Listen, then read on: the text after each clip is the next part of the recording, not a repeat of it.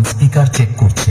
আপনাদের তো মন দিয়ে শুনতেই হবে, আর তার সাথে সাথে তালে তালে নাচতেই হবে, কারণ ক্যামেরাম্যানের ফোকাস সবসময় আপনাদের নজর রেখেছে, কোনো কথা হবে না।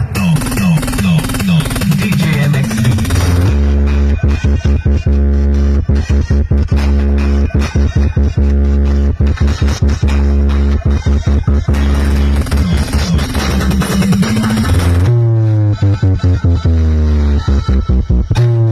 Thank you.